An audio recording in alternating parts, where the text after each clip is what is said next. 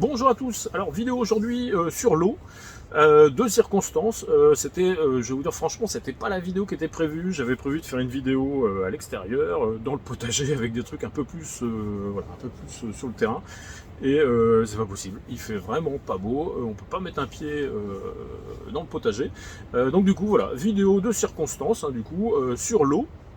On va voir tout ça ensemble. Déjà, voilà, qu'est-ce que c'est l'eau, à quoi elle sert dans nos potagers. On verra aussi les inégalités qu'on a tous par rapport à la ressource, hein, dans nos différents coins de la France. On verra ensuite mon cas particulier, voilà, comment ça se passe l'eau chez moi concrètement. Et puis on verra pour finir comment ça se passe aussi chez vous dans vos potagers, et comment on peut élargir un petit peu la vision de l'eau et voilà, l'accessibilité à la ressource. Voilà, écoutez, c'est parti.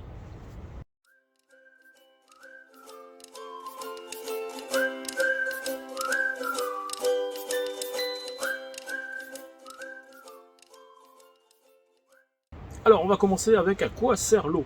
Voilà, alors ça va être la partie un petit peu, voilà, un petit peu chiante. Pour ceux qui veulent passer, on va parler un petit peu chimie, alors pas beaucoup, mais un tout petit peu quand même pour bien comprendre à quoi sert justement cette molécule d'eau H2O.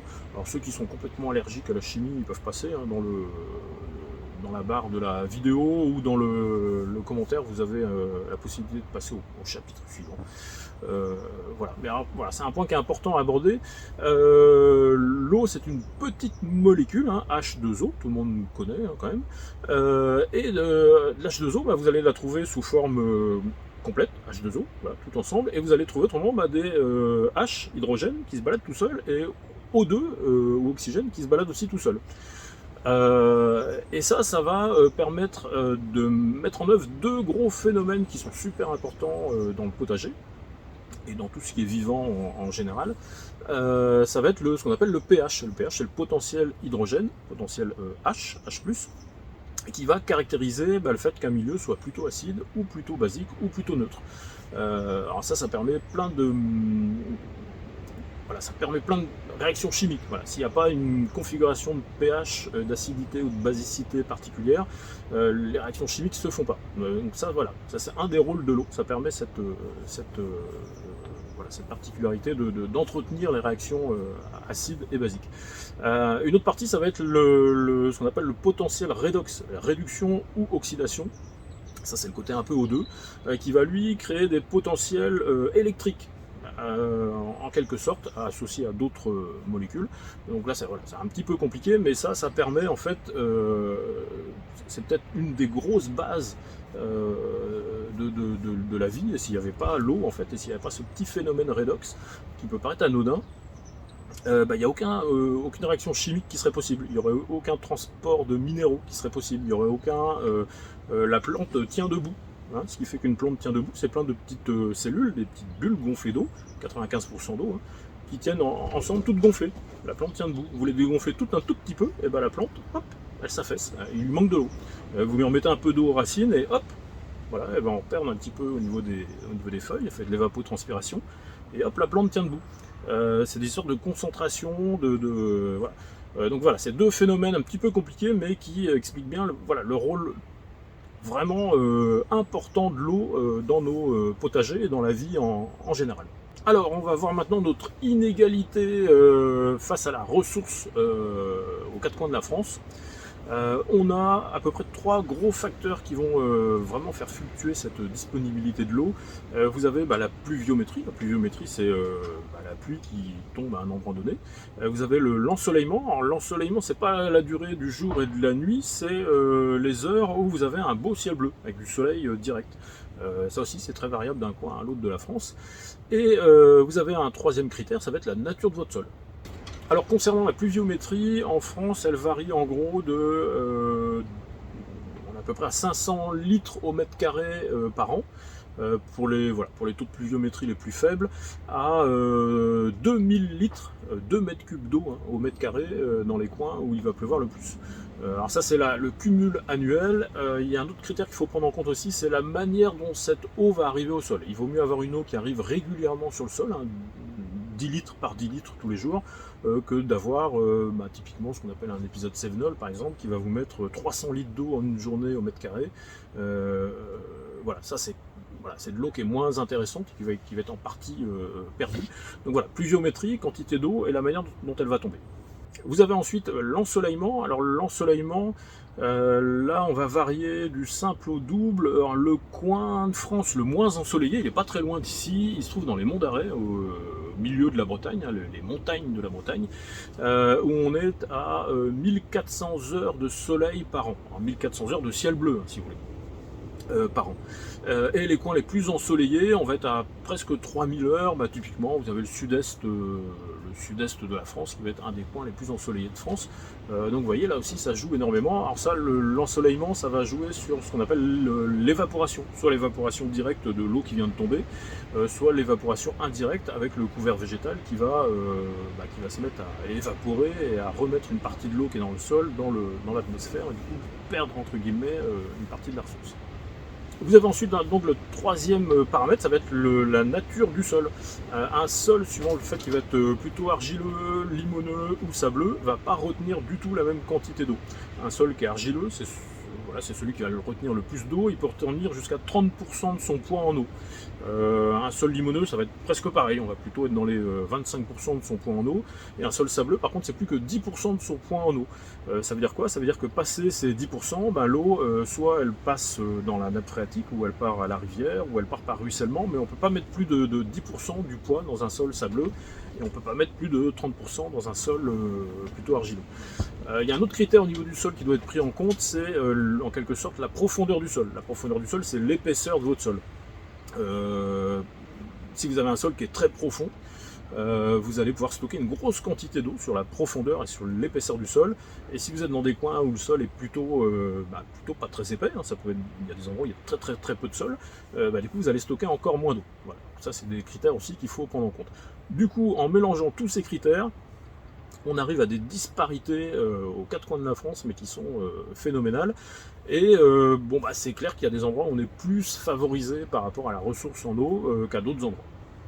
On arrive du coup à des situations très variables et assez typiques. Hein. Vous avez le coin où il pleut un peu toute l'année, des petites quantités, dans un sol qui garde très bien l'eau, avec pas trop de soleil pour que tout ça s'évapore pas. Donc ça, on va dire, c'est presque, en tout cas ponctuellement, la situation idéale au niveau de la ressource en eau.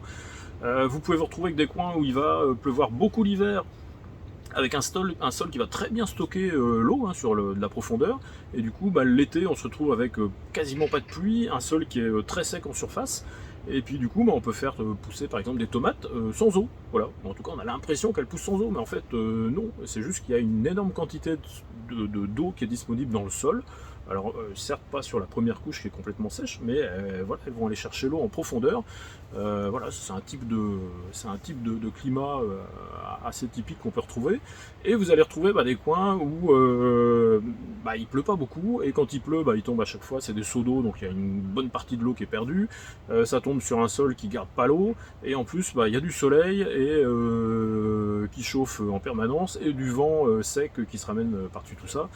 Donc là, forcément, c'est beaucoup plus compliqué. Il faut mettre en place des systèmes d'irrigation, essayer de ramener de l'eau en permanence en petite quantité pour pouvoir faire pousser des légumes, et c'est des situations qui sont forcément plus compliquées. Alors du coup, concernant ma situation particulière avec mon potager en Bretagne, pas très loin du bord de la mer, voilà, qu'est-ce que j'ai comme condition? J'ai à peu près 1000 litres d'eau au mètre carré par an, donc vous voyez, je suis pas, ça reste assez moyen, avec par contre une particularité, c'est qu'on va avoir des maximums en novembre-décembre, on est à peu près à 100 litres au mètre carré, et des minimums en juin, juillet, août, septembre aussi, où on est à 50 litres. C'est-à-dire que même l'été, il continue à pleuvoir chez moi, donc ça ramène de l'eau en permanence, donc ça c'est plutôt bien. Une autre particularité aussi de mon coin et de mon climat, c'est que j'ai un taux d'humidité ambiant qui est plutôt important, ce qui fait que j'ai de la rosée en permanence le matin. Il y a peut-être qu'autour du 15 août où il peut y avoir quelques configurations climatiques qui vont faire qu'il n'y aura pas de rosée, mais c'est vraiment bien rare. Donc voilà, souvent de la rosée, et parfois aussi ce qu'on appelle du crachin. Alors je sais pas si c'est du crachin breton, mais du crachin. Le crachin c'est un peu spécial parce que le crachin pour la météo c'est pas de la pluie. Ou en tout cas des fois c'est pas annoncé comme de la pluie. Pour les radars pluie c'est pas annoncé comme de la pluie, mais pourtant je peux vous garantir qu'on peut avoir du crachin pendant toute la journée et si vous êtes dessous, ben, vous êtes trempé. Donc ça apporte voilà, beaucoup d'humidité. Donc ça c'est pour tout ce qui concerne la pluviométrie. Pour ce qui concerne l'ensoleillement, alors je suis pas loin des monts d'arrêt et je suis pas loin non plus de la statistique des monts d'arrêt, je dois être à 1500 heures par an de beau ciel bleu. Donc c'est voilà, c'est pas beaucoup, du coup alors ça va permettre aux légumes de plutôt bien pousser parce qu'il n'y a pas trop d'excès de température et puis du coup pas trop d'évapotranspiration et du coup bah, de l'eau qui tombe du ciel et qui reste dans la terre, qui s'évapore pas trop. Donc c'est plutôt pas mal aussi de ce côté-là. Et au niveau du sol, eh ben, j'ai un sol qui est argilo-limoneux, qui retient bien l'eau, qui est profond. Donc voilà, il tombe de l'eau régulièrement dessus. Voilà, c'est une véritable éponge. C'est plutôt de ce côté-là, c'est plutôt favorable. Alors pas tout le temps, pas toute l'année, mais à la période où le potager fonctionne, on est vraiment sur voilà, un confort vis-à-vis de la ressource en eau qui est plutôt qui n'est pas idéal parce qu'il n'y a pas de ressources parfaites, mais qui est plutôt confortable. J'ai pas besoin d'arroser, ou j'arrose vraiment très rarement. Je vais arroser des semis, je vais arroser des mises en place de plants où je remets un petit coup d'eau. Je vais arroser ponctuellement quand ça va être très sec, parce que ça peut arriver, ben, des cultures comme les choux, ou certaines cultures qui demandent de l'eau, donc je vais être obligé de sortir l'arrosoir. Mais voilà, je n'arrose qu'avec quelques arrosoirs. J'arrose bien plus l'intérieur de la serre avec mes arrosoirs que le potager. Et du coup, ben, j'ai juste une grosse cuve d'1 mètre cube qui est branchée sur ma toiture. Qui est souvent fermée, parce que sinon elle passerait son temps à déborder, qui me permet d'arroser tout mon potager. J'ai jamais de problème d'eau, et voilà, j'ai pas de corvée d'arrosage, et voilà, ça me demande vraiment pas beaucoup de temps d'arroser, donc c'est une configuration qui est plutôt sympa. Alors par contre j'ai une contrepartie, c'est que l'hiver mon sol va vraiment beaucoup se charger en eau, à tel point qu'on ne peut pas mettre un pied dans le potager. Voilà, la terre est gorgée d'eau, hein, et le sol a besoin de ce qu'on appelle on appelle ça ressuyer, le sol a besoin de sécher. Donc ça m'oblige à mettre mon sol à nu une partie de l'année justement pour qu'il puisse prendre les rayons du soleil et pour qu'il puisse sécher, pour pouvoir commencer à mettre en place les cultures et pour aider le sol aussi à se réchauffer. La quantité d'eau contenue dans le sol va limiter la vitesse de réchauffement du sol. Plus il y a d'eau, plus la quantité de calories contenues dans cette eau pour qu'elle s'évapore va demander des quantités de soleil, et donc le sol va tarder à se réchauffer. Donc ça voilà, ça c'est une contrainte. Et pour le coup, ça c'est pas forcément un avantage. Ouais, il n'y a pas de, il n'y a pas de conditions parfaites, hein, il y a des avantages, des inconvénients. Donc voilà, ça c'est le petit avantage en fin d'hiver, début de printemps, pour remettre en route le potager, c'est un petit peu plus contraignant. Alors du coup maintenant, dans vos potagers, qu'est-ce qu'il en est? Moi je vous invite vraiment à aller voir toutes ces statistiques, hein. Vous trouvez des statistiques qui sont compilées sur des dizaines d'années parfois, hein. On trouve des stations météo, vous en avez 3000 et quelques en France, hein, je crois plus de 3000. Donc vous allez vraiment trouver à côté de chez vous une station météo qui va vous donner un truc assez fin de ce qui se passe chez vous au niveau de l'ensoleillement, au niveau de la pluviométrie. La nature du sol, ça c'est voilà, à vous de regarder sur quoi vous faites pousser vos légumes. Mais voilà, tous les paramètres météo, on trouve des données statistiques compilées sur des dizaines et des dizaines d'années qui permettent un petit peu justement de voir dans quelle configuration on est et voilà, et qui vont un petit peu orienter vos pratiques potagères, les techniques potagères qu'on va mettre en place. Est-ce qu'on va irriguer, voilà. Alors ça évidemment c'est des choses qui sont variables. Si vous faites du potager depuis des années, ces trucs là vous les connaissez implicitement, parce qu'en fait vous êtes dans votre potager, donc vous savez à peu près le temps qu'il y fait. Par contre si vous êtes plus débutant, voilà, c'est des données qu'il faut quand même connaître, hein, pour justement savoir comment on va organiser son potager, comment on va le piloter un petit peu. Faut pas hésiter à aller voir les voisins jardiniers qui font du potager, pour leur demander justement comment ça se passe, voilà, quelle technique on met en place par rapport au climat du coin. Ils vous apporteront voilà, plein de réponses très propres et très spécifiques à votre terroir et à votre secteur. Bon, et bien voilà, en fin de cette vidéo sur la ressource en eau, sur l'eau dans le potager, hein, qui occupe vraiment une part considérable dans notre potager, hein, 90-95% de notre potager c'est de l'eau.